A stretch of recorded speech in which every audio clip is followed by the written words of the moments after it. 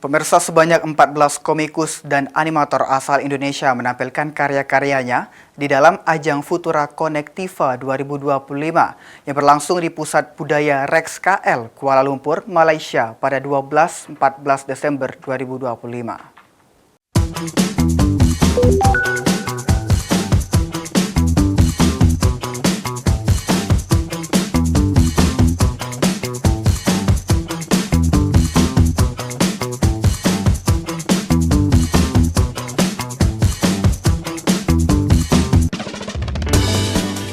Sebanyak 14 komikus dan animator asal Indonesia unjuk gigi menampilkan karya-karyanya melalui ajang Futura Connectiva 2025 yang berlangsung di Pusat Budaya Rex KL, Kuala Lumpur, Malaysia pada 12-14 Desember.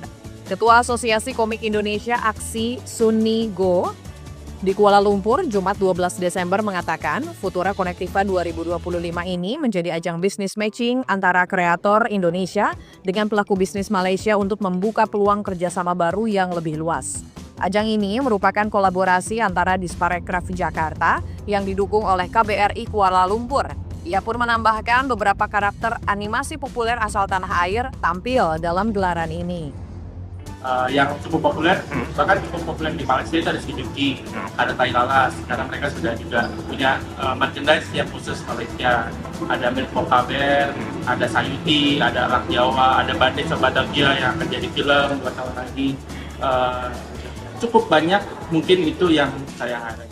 Pada kesempatan yang sama, Minister Konselor KBRI Kuala Lumpur Hendra Purnama Iskandar menyampaikan acara ini merupakan sebuah bentuk dukungan terhadap pelaku ekonomi kreatif di bidang komik.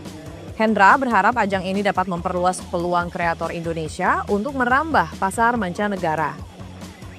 Jadi ini adalah salah satu dari 17 bentuk ekonomi kreatif yang memang kita promosikan. Ini sangat membanggakan, masing-masing karakter mempresentasikan keunikannya masing-masing. Jadi saya rasa inilah salah satu produk yang bisa masuk ke mancanegara.